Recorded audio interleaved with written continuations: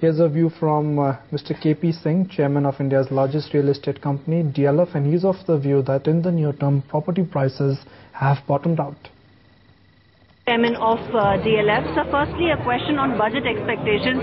What do you expect out of the budget now? My feeling is Finance Minister will provide incentives for growth because they realize that in India, eventually, it is through growth momentum that jobs can be created. So I think, in my view, he'll bring around this the incentive for growth in the country. So specifically in terms of the real estate sector, what do you think will be your top two budget wish lists, sir? Of course, it's not a budget item. The real estate issues are, frankly, not very much budget linked, but monetary policies. It is the interest rates are abnormally high.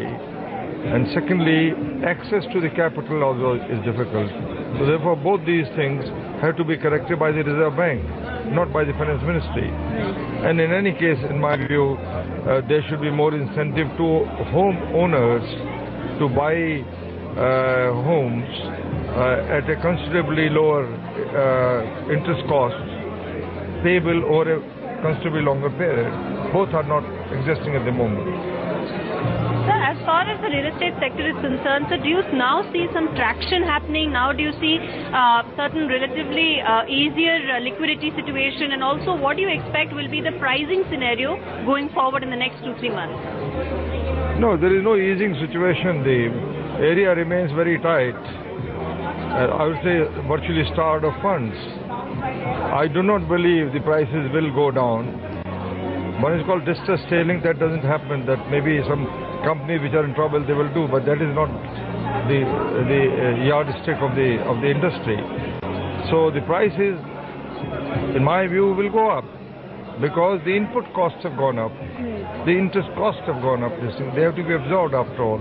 So I can't see a situation where the costs are going to come down. So lastly, a question on DLF. Do you see the net debt reduction happening anytime soon? And do you see the Amman Resorts transaction closing anytime soon, sir? We are not in a hurry. You see, I have explained several times when I have been asked, a debt position in DLF is the most healthy thing we have, because you must understand the debt of a real estate company is the investment into land, which is called stock and trade. We are lucky we have got a great stock and trade. So the more we can sit on the stock and trade, the better it is, because eventually when the markets pick up, you always find the prices will outstrip the holding cost. So for us, this is not an issue, not at all. My feeling is that insofar as DLF is concerned, but same may not apply to other companies, incidentally. Other companies who are starved and they have got highly debt and they have to honor it, their position may be different. So it will depend from company to company. Okay. And so one last question on the fact that DLF missed guidance both in residential and commercial. Going forward, sir, where will be the focus? More on residential or commercial, or will it be on plotted developments versus flats? If you could give some clarity on that, sir. Where we see more demand and where we can make more profits.